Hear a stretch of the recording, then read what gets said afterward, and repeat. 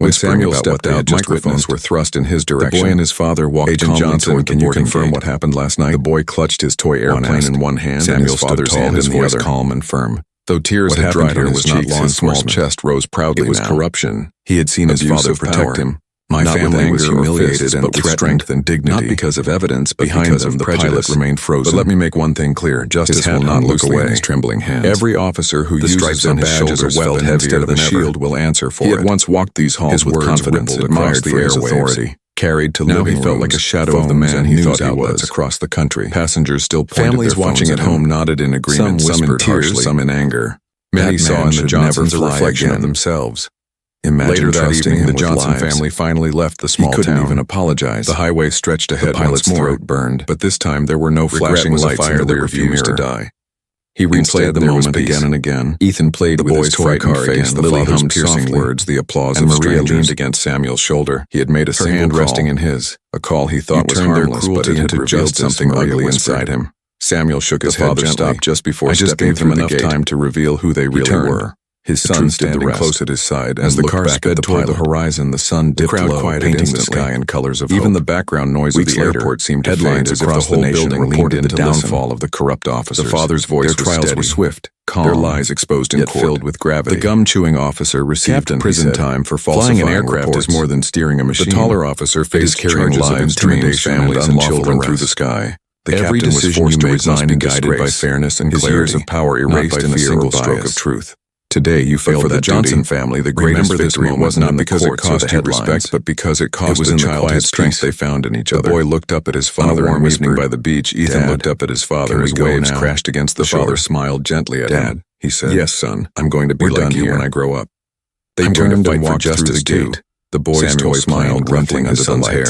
Then remember this, son, once more. Real strength isn't about power, but full of meaning. It's about patience. It was not just for the fathers who can't protect themselves. Spoken aloud. Maria leaned against him. The pilot could not move. Her heart swelling with his legs felt like stone. You didn't just protect us. Each clap echoed inside his skull. You showed the world a reminder that he had been judged not only by one man, but by an entire hall of witnesses in the sand.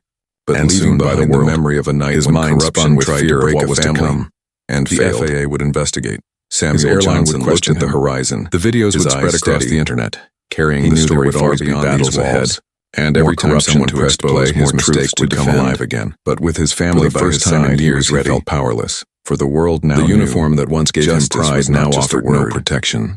It was a man, authority, a father, and an FBI agent who refused to stay silent against the truth, and his story had only just begun. He lowered his head, whispering to himself, "What have I done?" But no one answered. The officers scribbled the last of their notes and walked away, embarrassed. The passengers slowly dispersed, still buzzing with conversation. Yet many looked back once more at the pilot before leaving, their eyes filled with disappointment. The boy and his father disappeared beyond the gate, their figures swallowed by the tunnel leading to the waiting plane, but their presence lingered. The lesson remained carved into the air, into the minds of every person who had stood witness. The pilot finally forced himself to move. He placed his hat back on his head, though it felt wrong, unearned. He straightened his shoulders, but the weight of regret pulled them down again. He knew he would never forget this day. He would never forget the father's quiet strength, the boy's frightened eyes, the crowd's judgment. This moment would follow him into every cockpit, into every takeoff, into every landing. Perhaps, he thought, it was already too late for redemption. But one truth stood clear.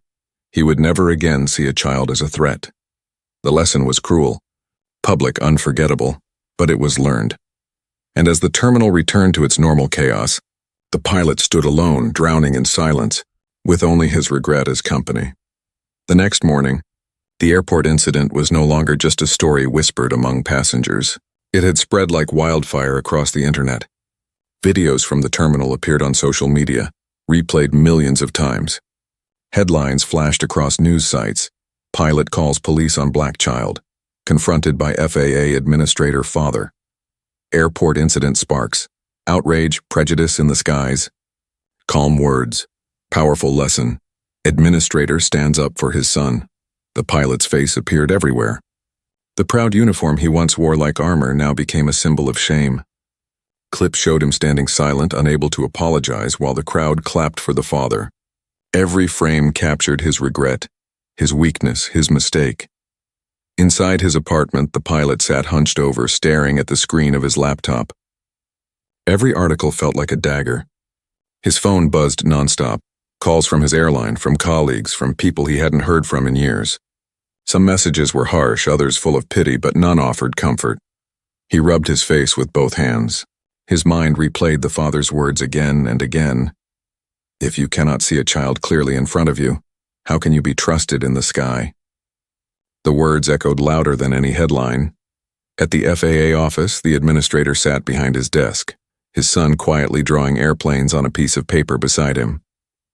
The boy had already asked twice, "Dad, is the pilot in trouble?" The father had answered gently, "Yes, son, because actions have consequences. That is how we learn." The boy nodded, holding his toy plane, and went back to drawing. Meanwhile, the airline called an emergency meeting. Executives argued over what to do. Some demanded the pilot's suspension. Others feared public backlash if nothing was done. "We can't protect him," one manager said. "The video is too clear. The people have already judged." In the end, the decision came swiftly. The pilot received a notice. Grounded indefinitely pending investigation. He read the email with shaking hands. His career, the very identity he had built for decades, was now on hold, perhaps forever. He thought of the boy again. The child had not shouted, had not cursed, had not even accused him. It was his silence, his tears, and finally his question, "Dad, is he sorry?" That had cut deepest. The pilot closed his eyes, whispering into the emptiness of his apartment, "Yes, I'm sorry." But no one was there to hear it. Back at the airport, passengers who had witnessed the event still spoke about it. Some told their families at dinner tables, others shared the story with coworkers. "It wasn't anger that moved the crowd," one woman explained. "It was the calm strength of that father. He didn't shout. He just spoke truth." The boy became a quiet symbol too. In news interviews, people said, "That child reminded us that innocence should never be treated as a threat." The FAA released a statement the following week, confirming an investigation into bias in aviation. Training programs would be reviewed. Protocols would be changed. The father's calm words had sparked not just a viral moment, but a movement toward reform. The pilot read those statements with a heavy heart. He knew he was part of the reason these changes were necessary. He had become the example, the warning, the lesson carved into policy. His nights grew restless. In dreams, he saw the boy's eyes again, wide and afraid, staring up at officers. He saw the father's badge gleaming, his words sharp as steel. He woke drenched in sweat, his chest tight with guilt. Days turned into weeks, and still the story did not fade. Every time he stepped outside, he felt eyes on him. At coffee shops and grocery stores, even walking in the park, he felt whispers behind him. People recognized his face from the videos. He had once been respected for guiding planes safely through storms. Now he was remembered for failing to see the innocence of a child. But somewhere in that shame, a seed of change began to grow. For the first time in his life, the pilot looked inward. He began to question his own fears, his assumptions, the prejudices he had never admitted to himself. He started reading, listening, learning. It was late, too late for his reputation, but perhaps not too late for his soul. The boy, meanwhile, continued to dream of the skies. He still played with his toy airplane, still drew jets on his paper. His father encouraged him. "Never let fear from others steal your dreams," he told him. And so, while the pilot struggled with the weight of regret, the boy walked forward unbroken, with a father who had shown him strength without anger, justice without violence. The lesson had spread far beyond that terminal. It had entered homes, headlines, and hearts, and for the pilot it would remain forever. A reminder that one moment of blindness can change a life, but also, perhaps, awaken a soul. The sun was shining bright over the open highway.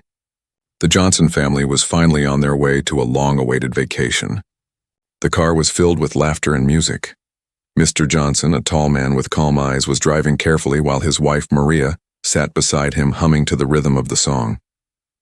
In the back seat, their two children, Ethan and Lily, played games and teased each other. For them, this trip was not just about reaching the beach. It was about escaping the stress of city life and enjoying peace as a family. The air smelled of summer. Windows were half open, letting in warm wind. Ethan leaned out and shouted, "We're free!" Everyone laughed. Maria looked at her husband and whispered, "This vacation is exactly what we needed." Mr. Johnson nodded, his lips curling into a smile. He was a man who carried many secrets in silence, but for now, he only wanted to be a father enjoying time with his family. But their peace was short-lived. In the rearview mirror, Mr. Johnson noticed flashing red and blue lights. A police car followed them closely, its siren cutting through the music. His smile faded and his grip on the steering wheel tightened. Maria turned to look, her face worried. "Why are they stopping us?" she asked. "I don't know," he replied softly. He knew he wasn't speeding and he hadn't broken any rule. Still, he slowed down and pulled over to the side of the road. The children fell silent, sensing the change in the air. 2 police officers stepped out of the car. Their faces were hard, their eyes cold. The taller one adjusted his belt, placing a hand near his holster as if preparing for trouble. The second officer walked with a smirk, chewing gum slowly. Mr. Johnson rolled down his window and kept both hands on the wheel. "Good afternoon, officer. Is there a problem?" he asked in a calm tone. The taller officer leaned close, his voice sharp. "Step out of the vehicle. All of you," Maria frowned. "But why? What did we do wrong?" The officer's eyes narrowed. "Don't question me, ma'am. Step out now." The children exchanged nervous glances. Lily whispered, "Dad, are we in trouble?" Mr. Johnson glanced back at her and smiled gently. "No, sweetheart. Just stay calm." Slowly, the family stepped out of the car. Cars drove by, some slowing to stare. The scene looked humiliating, as if the Johnsons were criminals. Ethan squeezed his mother's hand tightly, his small body trembling. The gum-chewing officer circled the car, inspecting it as though it carried dangerous secrets. "Where are you going?" he asked. "On vacation," Mr. Johnson replied. "We're headed to the coast. Vacation, huh?" The officer chuckled mockingly. "Must be nice." His eyes scanned the luggage bags as if searching for an excuse to accuse. Maria stepped forward. "Please, the children are scared. Can we just know why you stopped us?" The taller officer sneered. "You looked suspicious." "That's reason enough. Suspicious." The word hit like a stone. Mr. Johnson kept his jaw tight, his voice steady. "With respect, officer, I'm sure there's been some mistake." The officer leaned closer, almost nose to nose. "The only mistake here is you thinking you can talk back." His voice was low, threatening. Mr. Johnson stayed calm, but inside something was building. His instincts told him not to reveal who he truly was, not yet. He studied the officers carefully, memorizing every detail. The children began to cry softly. Maria bent down to comfort them, but the officers barked orders. "Stay where you are." Hands visible at all times, the humiliation cut deep. Strangers driving past saw only one picture: a black family treated like criminals on the side of the road. None of them knew the truth. None of them knew that Mr. Johnson was not an ordinary man. He was an FBI agent, but for now he kept that hidden. The officers didn't know who they were dealing with, and that ignorance gave him an advantage. He would wait. He would let them dig their own hole deeper. The taller officer finally said, "We're going to search the car. If you resist, you'll regret it," Maria gasped. "You can't just..." "Quiet," the officer snapped, pointing a finger at her face. Ethan's small voice broke through the silence. "Please, sir, we didn't do anything." His innocence seemed to bounce off the officer's armor of cruelty. They ignored him and began rifling through the luggage. Mr. Johnson's heart ached watching his family suffer, but his mind was sharp, focused. Every insult, every unlawful act he was recording in his memory. When the time came, he would reveal himself. And when he did, justice would follow. But for now, the roadside turned into a stage of humiliation. The audience was the passing world.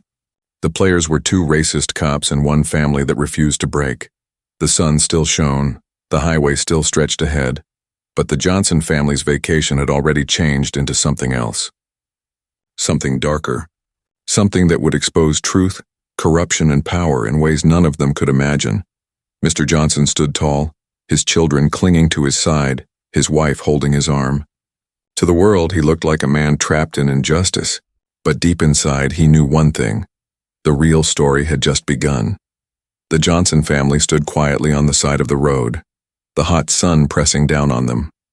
Cars passed by slowly, some drivers curious, others pretending not to notice. To the world, it looked like just another police stop. But to Ethan and Lily, it felt like a nightmare. Their hands clung tightly to their mother's dress, their young faces pale with fear. Maria tried to whisper comforting words to them, but her voice shook. "It's okay. Everything will be fine." She wanted to believe her own words, but her eyes betrayed her worry.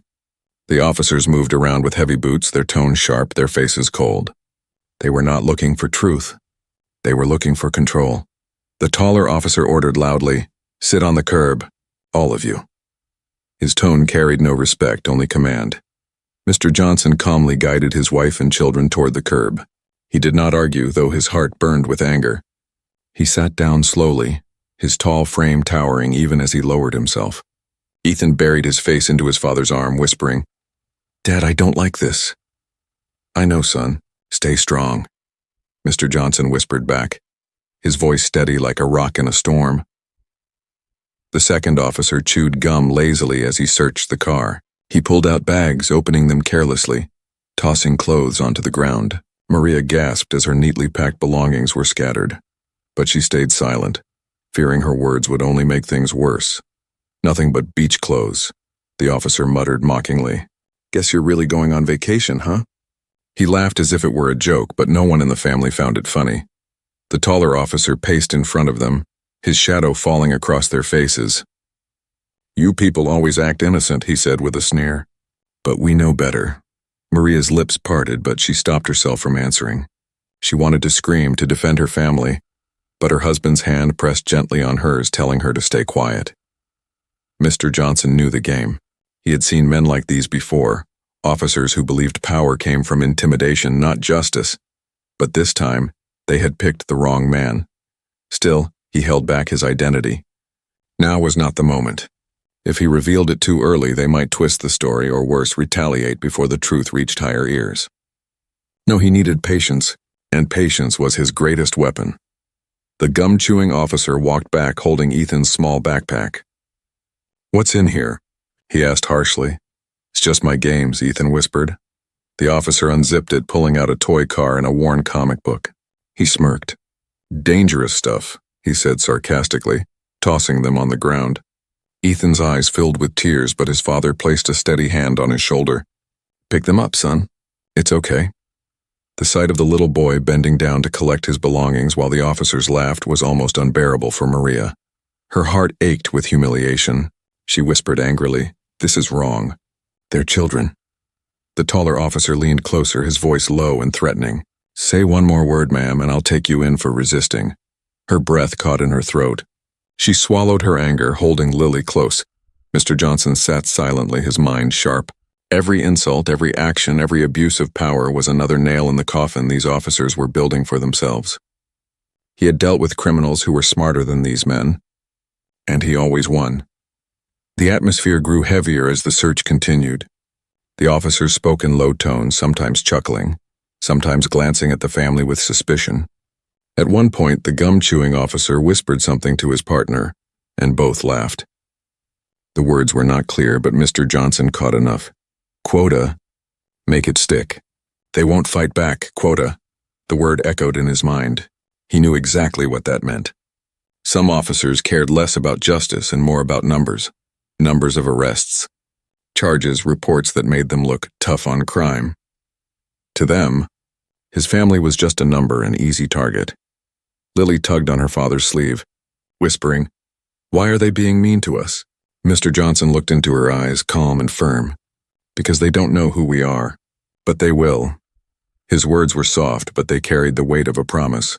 The taller officer finally barked, "Stand up." The family obeyed. "Hands behind your back," he ordered, pointing at Mr. Johnson.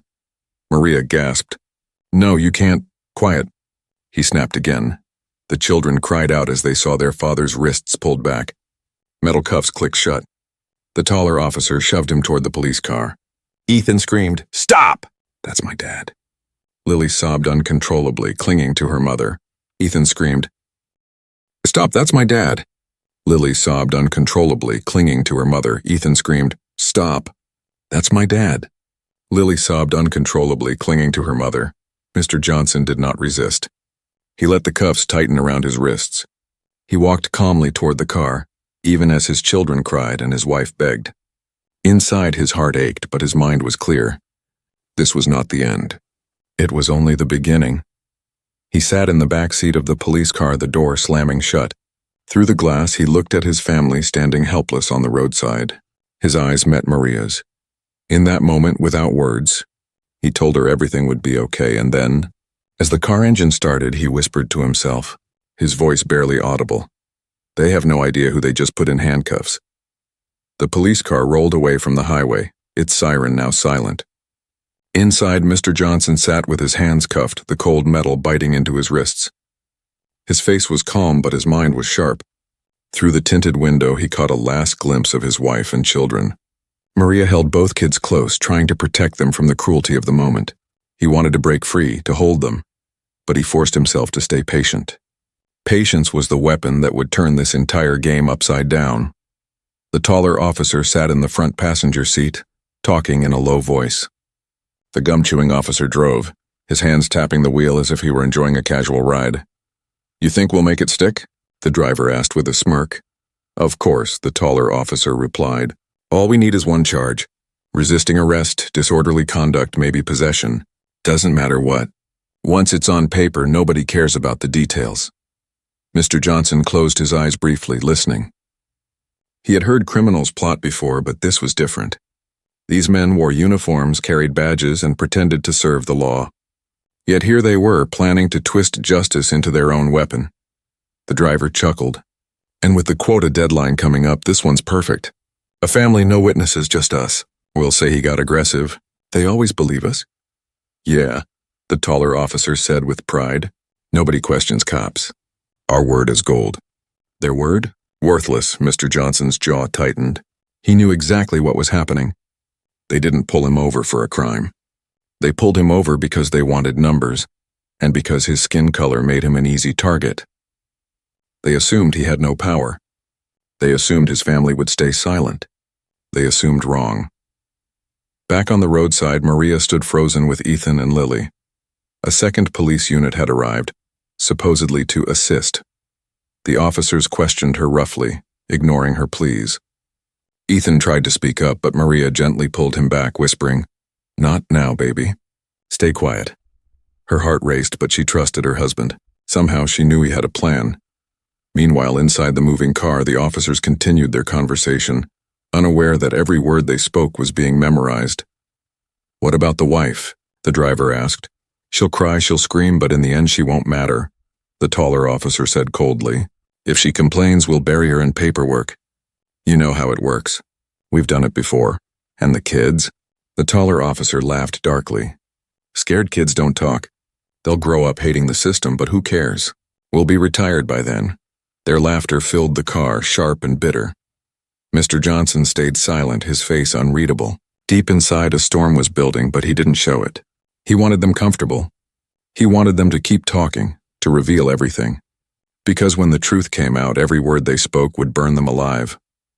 The police car finally pulled into a small-town station, an old brick building with a faded flag swaying above the door. The gum-chewing officer parked casually, stepping out as if nothing unusual had happened. The taller officer yanked the door open and pulled Mr. Johnson roughly out. "Move," he ordered. Mr. Johnson didn't resist. He walked calmly, every step measured. Inside the station, the smell of stale coffee and old paperwork filled the air. A few officers glanced up, some curious, others indifferent. To them, it was just another arrest. "Booking him now," the taller officer announced, shoving Johnson forward. As they moved toward the booking desk, Mr. Johnson caught pieces of their whispered conversation again. "We'll write him up for resisting," the gum-chewing officer said. "Add some language about him trying to reach for something." "Classic move. No one questions it. Perfect," the taller officer agreed. "Judge won't even blink." Another case closed. Mr. Johnson's lips curled into the faintest of smiles. These men had no idea who they were dealing with. At the booking desk, the clerk began typing lazily, asking the standard questions. The taller officer leaned over and whispered something into the clerk's ear. The clerk frowned slightly but typed anyway. Mr. Johnson noticed. The corruption wasn't limited to the officers. It had roots deeper in the system. As his fingerprints were taken, he stared at his own hands, steady, controlled. These were the same hands that had signed federal reports, carried classified files, and arrested dangerous criminals. And now those hands were being treated like the hands of a common suspect. It was ironic. It was humiliating, but it was also an opportunity, because when the truth surfaced, the fall of these men would be absolute. Back in the holding room, Mr. Johnson was pushed into a chair. The gum-chewing officer leaned against the wall, arms crossed, grinning. "You don't look so tough now, do you?" he taunted. Mr. Johnson looked up slowly, his eyes steady, his voice calm. "Appearances can be deceiving." The officers laughed, thinking he was broken. But inside they had already lost, because Mr. Johnson knew the law better than they ever would. He had resources they couldn't imagine, and when he chose to reveal his true identity, their careers, their reputations, and their freedom would all be at risk. For now, though, he sat quietly, waiting. The officers thought they had control, but in reality, their downfall had already begun. The holding room was quiet except for the buzzing of a weak ceiling light. Mr. Johnson sat on a metal chair, his hands still cuffed behind his back. The room smelled of dust and old paint, and the walls carried the faint scratches of past prisoners. He sat calmly, his eyes fixed on the table in front of him. To any observer, he looked like an ordinary man in trouble, but inside he was steady as stone. He had spent years as an FBI agent, trained to read people, trained to wait for the right moment. He knew that rushing to reveal his identity now would only protect these officers. They would scramble, twist the story, erase their words. But if he waited, they would reveal more of themselves, and when he struck, there would be no escape. Outside the holding room, he could hear muffled voices. The gum-chewing officer laughed loudly, his words careless. "Man, did you see his wife's face? Priceless. She looked like she was about to faint." The taller officer replied, "Don't worry about them. They'll learn their place soon enough. By tomorrow morning, this will all be buried." Their arrogance was fuel to Mr. Johnson's calm fire. He leaned back in his chair, closing his eyes for a moment. He thought of Maria and the children. He pictured Ethan clutching his toy car, Lily's small hand trembling in her mother's. His heart tightened, but then he remembered the promise in his daughter's eyes when she asked, "Why are they being mean to us?" "Because they don't know who we are, but they will." Those words echoed in his mind, a vow he intended to keep. Minutes turned into hours. The officers left him alone, thinking silence would break him. They were wrong. Silence was his strength. Every second of quiet was another brick in the trap they were building for themselves. Finally, the door creaked open. The taller officer entered, carrying a clipboard. He tossed it on the table with a thud. "You ready to confess?" he asked with a smirk. Mr. Johnson lifted his eyes slowly, calm and unshaken. "Confess to what?" The officer leaned forward. "To resisting arrest. To acting suspicious. We can make it easy for you if you just sign." Mr. Johnson tilted his head. His voice was low, steady. "So you want me to lie to protect your report?" The officer's smirk faltered for a split second, then returned. "It's not lying. It's survival." Johnson didn't answer. He just stared at the man with eyes so calm they became unsettling. The silence stretched, making the officer shift uncomfortably. He grabbed the clipboard and stormed out, muttering, "Suit yourself." Left alone again, Mr. Johnson allowed himself a faint smile. The cracks were already forming. Back at the roadside, Maria and the children were still being questioned. Another officer finally told them they could follow to the station if they wanted. Maria's heart sank. She didn't trust them, but she couldn't abandon her husband. She gathered the kids and drove behind the police car, her knuckles white on the steering wheel. Ethan whispered, "Mom, what will happen to Dad?" Maria forced a smile she didn't feel. "Your father is stronger than you think. Just trust him." Inside the station, Johnson remained the picture of quiet strength. The gum-chewing officer entered this time, leaning against the wall with a grin. "You know, most people beg by now. They cry, they apologize, they offer deals. But you just sit there like a stone. What's your game?" Johnson looked at him evenly. "I don't play games." The officer laughed, shaking his head. "Then you're dumber than you look." He leaned closer. "But let me tell you something. No one cares about you. Once you're in the system, you're just another file. Another number. Your family will go home scared and you'll be forgotten." Johnson let the words hang in the air. He did not blink. He did not move. His silence was louder than any argument. The officer eventually grew irritated and walked out, muttering insults under his breath. The truth was clear. They couldn't break him. They had tried intimidation, threats, humiliation. None of it worked. His calmness was a mirror, showing them their own weakness. Hours later, Maria arrived at the station with Ethan and Lily. The children rushed inside, crying to see their father. The officers stopped them at the desk, refusing to let them in. But Mr. Johnson heard their voices echo through the hall. His heart tightened again, but instead of breaking, it grew stronger. His family's presence gave him renewed power. He whispered to himself, "Hold on, kids. Just a little longer."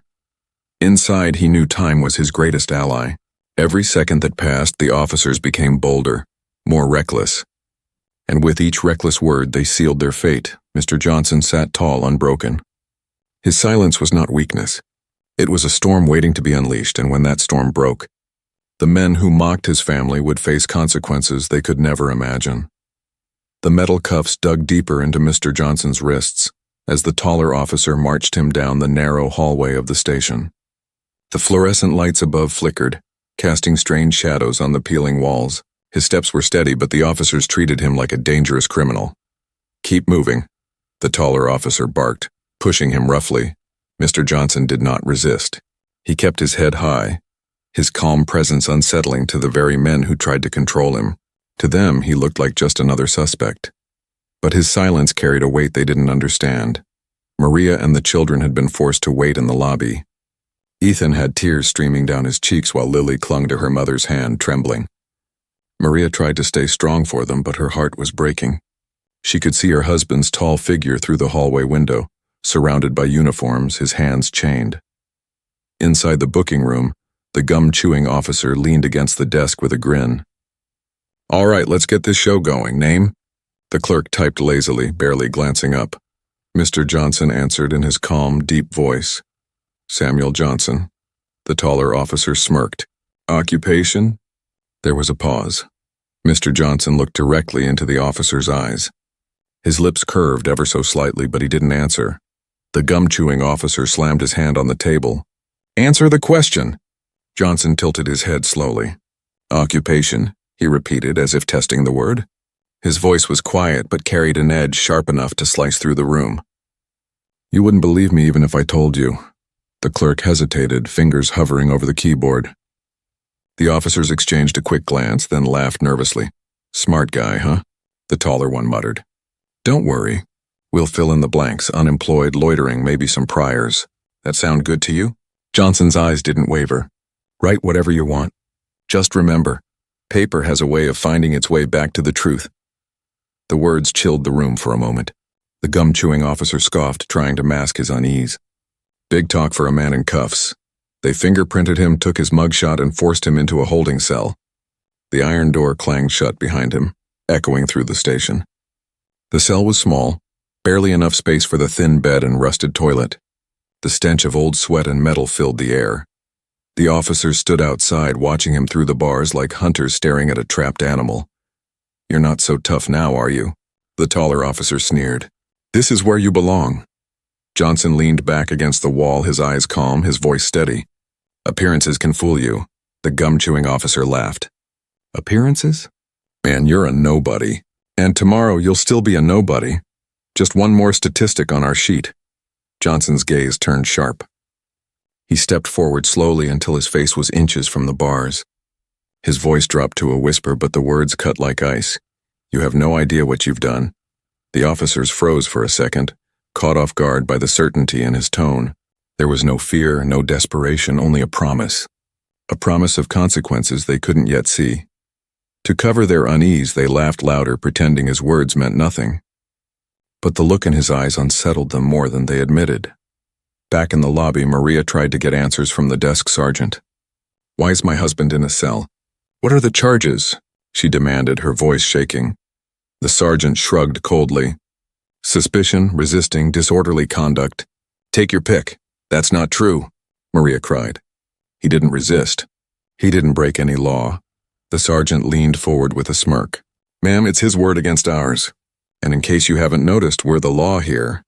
Ethan's small voice broke through the heavy air. "You're lying. My dad didn't do anything." The sergeant looked down at the boy with irritation. Kid, you should learn something early. People like your dad don't get the benefit of the doubt. Maria pulled Ethan close, shielding him from the cruelty. But deep inside she knew this wasn't the end. Her husband was stronger than any of them realized. Back in the cell, Johnson sat on the edge of the bed, his hands cuffed, his mind razor-sharp. He replayed every word the officers had spoken, every action they had taken. Each piece was evidence. Each insult was another nail in their coffin. He whispered to himself a quiet vow. When the truth comes out, they won't just lose their badges. They'll lose everything. The camera above the cell blinked with a red light recording his every move. Johnson looked straight into it, his calm face a silent message. To anyone watching, it was clear he was not afraid. He was waiting. The taller officer returned later, tapping the bars with his baton. Get used to this place, Johnson. It's your new home. Johnson leaned forward, his voice low but powerful. No, this is your test. And you've already failed. The words hung in the air like a curse. The officer stepped back unconsciously, unsettled by the certainty in his tone. For now, Johnson sat quietly in his cell, but the storm inside him was growing stronger. The officers thought they had him under control. They thought they had won. But the truth was simple. They had just arrested the wrong man. And very soon, the world would know it. The hours dragged on inside the small-town station. Mr. Johnson sat quietly on the metal bed in his cell, his posture calm, his eyes sharp. The officers thought silence meant defeat, but silence was his weapon. Outside, the gum-chewing officer strolled down the hallway, joking with the taller officer. Easy arrest, easy report. This one's gonna look good on the books. The taller officer grinned. Yeah, by the time his wife hires some cheap lawyer, it'll be too late. Judges don't question our word. Their arrogance was loud, but it also blinded them. They had no idea who they were holding behind those iron bars. In the lobby, Maria and the children still waited. Ethan had fallen asleep against her shoulder, his little toy car clutched tightly in his hand. Lily leaned on her lap, exhausted. But Maria's eyes stayed fixed on the door, her determination unbroken. She whispered to herself, "Hold on, Sam. I know you'll turn this around." Finally, the heavy door opened. The taller officer entered the cell block with two more officers behind him. He unlocked the bars and pulled Johnson to his feet. "Time for questioning," he said smugly. They marched him into an interrogation room, a dull space with gray walls and a single table in the middle. A bright lamp shone down, casting harsh shadows. Johnson sat calmly in the chair, his hands still cuffed. The gum-chewing officer leaned over the table. "Here's how this works," he said with fake sweetness. "You confess to resisting arrest, maybe trespassing, and we'll go easy on you. You'll be out in a few weeks. If not," his grin widened, "we'll make sure the system buries you." Johnson tilted his head, his calm voice steady. "The system, you say?" "Yeah," the officer said proudly. "The system always believes us. Your word means nothing. You're nobody." Johnson's lips curled into a faint smile. "Nobody?" His tone carried weight. "That's where you're wrong." The officers exchanged looks, their grins faltering slightly. Johnson leaned forward slowly, his cuffed hands resting on the table. His eyes locked onto theirs, cold, steady, unflinching. "My name is Special Agent Samuel Johnson," he said quietly, each word sharp as glass. "Federal Bureau of Investigation." Silence fell. The words hung in the air, sinking in. For a moment, no one moved. The gum-chewing officer blinked, his jaw tightening. "You're lying." Johnson leaned back calmly, his face unreadable. "Check the database. Call your captain. Run my fingerprints. Do whatever you like. But do it fast, because every second you delay, you're digging your own graves deeper." The taller officer frowned, his bravado cracking. He left the room quickly, barking at the clerk outside to run the prints again. The gum-chewing officer stayed, chewing slower now, his smirk fading. Johnson's voice broke the silence again. "You've humiliated my family. You've lied in your reports. You've threatened false charges. Everything you've done tonight is already enough to destroy your careers. But the worst part? You thought you could bury the truth. You thought you were untouchable." The officer swallowed hard, his gum losing its flavor. He had no comeback. Minutes later, the door burst open. The taller officer returned, his face pale. In his hands was a folder. He tossed it on the table, his voice cracking. "They confirmed it," he muttered. "He's FBI." The gum-chewing officer's eyes widened. "No, no way." Johnson leaned forward, his voice deadly calm. "Way." The room's atmosphere shifted instantly. The power that had once belonged to the officers now belonged to the man they had mocked. Their arrogance melted into fear. Johnson stood slowly, the cuffs still on his wrists. He looked at them with the quiet authority of a man who had seen the darkest corners of crime and survived. "Take these off," he ordered. The taller officer hesitated, then fumbled with the key. The cuffs clicked open. Johnson rubbed his wrists slowly, his eyes never leaving theirs. "You've made a mistake," he said, his voice calm but dangerous. "A mistake that will follow you for the rest of your lives." The gum-chewing officer tried to recover. "But look, we didn't know," Johnson cut him off sharply. "You didn't care." "That's worse." The door opened again, and this time the captain of the station walked in, his face stiff with unease. He looked at Johnson, then at the trembling officers. "Agent Johnson." Johnson raised a hand, silencing him. "Save it. I'll be filing my report directly with Internal Affairs and the Department of Justice. This entire station will be investigated. Every single one of you who participated in this will answer for it." The captain's face turned pale. "Please, Agent, maybe we can—" "There are no deals," Johnson said firmly. He straightened his jacket, his tall figure radiating authority. He looked at the officers one last time, his voice dropping to a chilling whisper. "I wasn't your victim tonight. I was your test, and you failed." The officers stood frozen, their once proud arrogance shattered into fear. Johnson walked out of the interrogation room calmly, his head high, his steps measured. In the lobby, Maria and the children looked up in shock as he appeared, free of the cuffs. Ethan ran to him first, throwing his small arms around his waist. Lily followed, sobbing into his coat. Maria's eyes filled with tears as he wrapped his arms around them.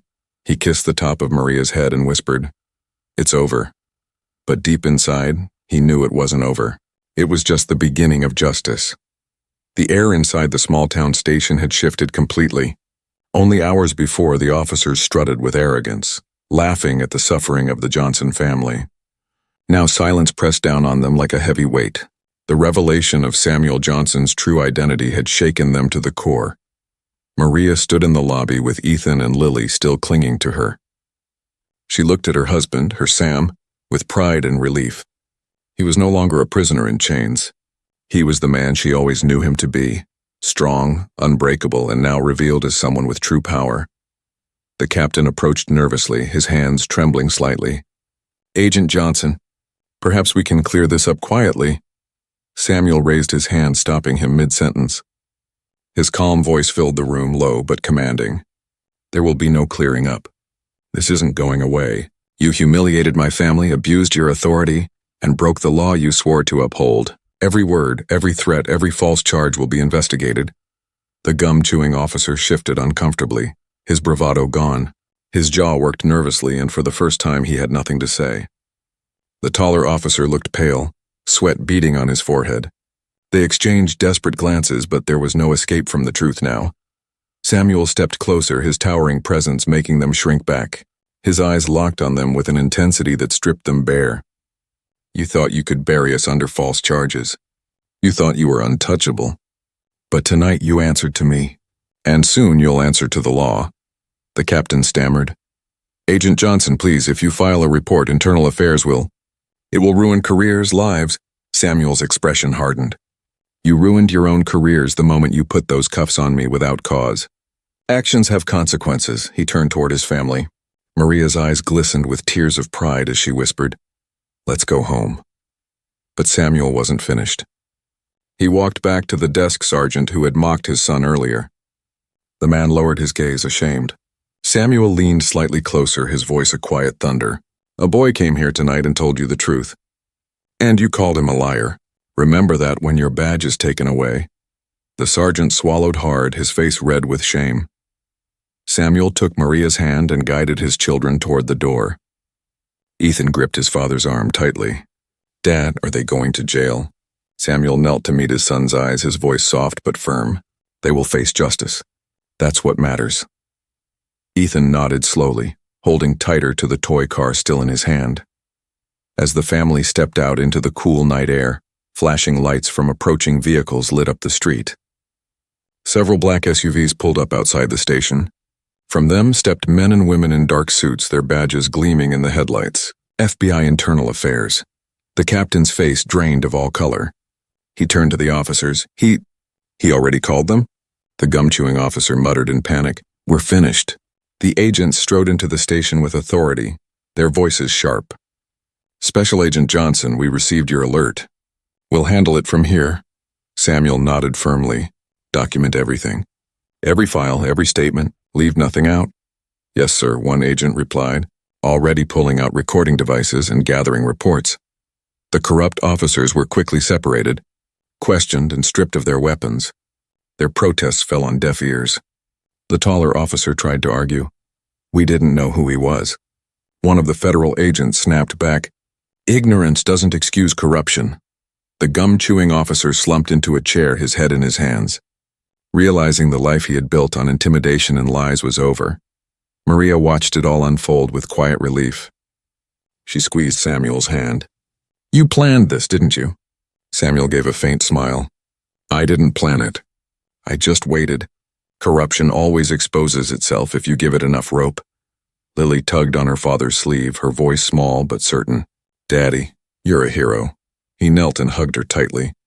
No, sweetheart. I'm just a man who refused to let bullies win. The family walked back to their car under the night sky, the sound of agents inside the station demanding files and confiscating evidence echoing behind them. The nightmare was over and justice had begun. As they drove away, Ethan looked out the window, his young voice breaking the silence. Dad? Yes, son? Will they ever do this to another family again? Samuel's eyes hardened as he glanced at the rearview mirror, the flashing lights of justice glowing behind them. Not if I have anything to say about it. The road stretched ahead wide and open, no longer filled with fear but with hope. The Johnson family was free, stronger than before, and the corrupt men who tried to crush them now faced the full weight of the very law they had twisted. Samuel's final words from the interrogation echoed in their minds. I wasn't your victim. I was your test, and you failed. Tonight justice had turned the table. The morning sun rose over the small town, casting golden light across the streets. But inside the police station, the atmosphere was heavy with shame and fear. What once was a place of false authority had now become a crime scene of its own. Federal agents moved through the halls with precision, collecting files, seizing computers, and questioning every officer connected to the night's events. Samuel Johnson stood outside the station with his family, watching as the building that had humiliated them only hours earlier was now crawling with investigators. Maria held Lily's hand while Ethan stood close to his father, his young eyes wide with curiosity and pride. Daddy, Ethan whispered. Are they going to jail now? Samuel knelt beside him, placing a steady hand on his son's shoulder. They will face the law just like anyone else. That's the difference between real justice and what they tried to do. Inside, the gum-chewing officer sat at a table, his face pale and drained. Gone was the arrogance, gone was the smirk. He stammered as agents asked questions, his answers tripping over each other. The taller officer fared no better. His head bowed, sweat dripping as he realized his badge would soon be nothing but a piece of lost metal. Their power was gone. Their lies had no shield. The captain of the station tried to reason with the agents, insisting it was a misunderstanding. But the evidence piled against him was too strong. Audio from the station's cameras, paperwork filled with false charges, and testimonies from frightened staff painted a picture that could not be denied. Samuel's quiet patience had given the corrupt men enough rope to hang themselves. Now they were caught in their own web. Maria looked at her husband, her voice soft but filled with admiration. You stayed so calm even when they humiliated us. How did you do it? Samuel's eyes met hers. Because losing my temper would have given them what they wanted. Staying calm gave me what I needed, the truth. Lily tugged on his sleeve. Daddy, are you still going on vacation with us? He smiled gently, lifting her into his arms. Of course we are. But first, Daddy has to finish some work. By noon, the FBI agents had concluded the first round of their investigation. Several officers were taken into custody, their badges and weapons confiscated. The gum-chewing officer shouted desperately as he was led away.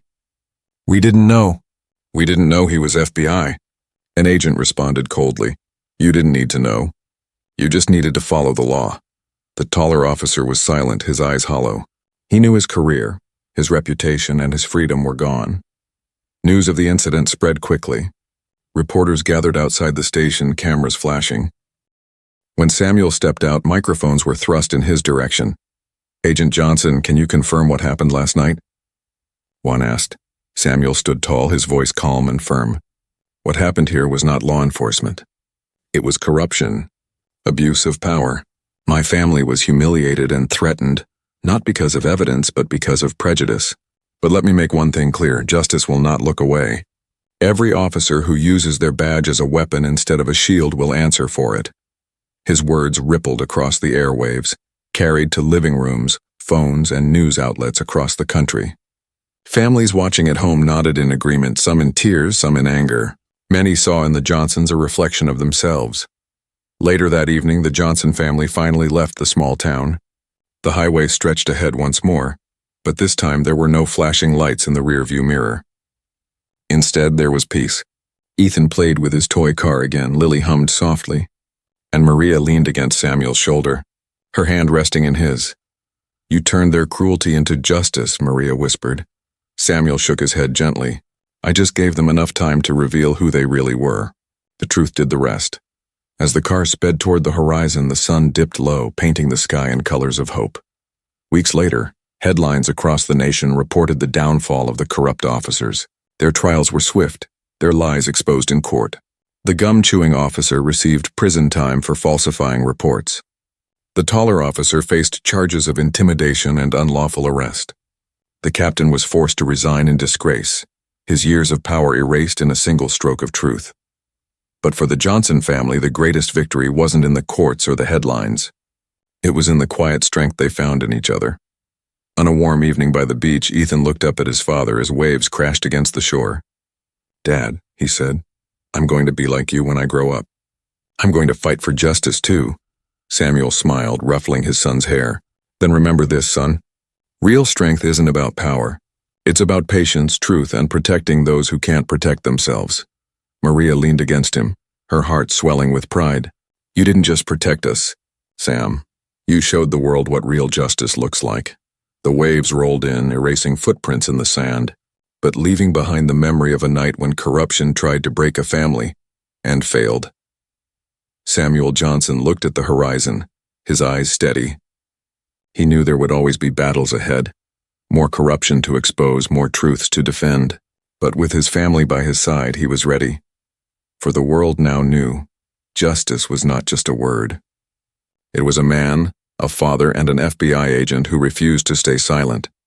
And his story had only just begun.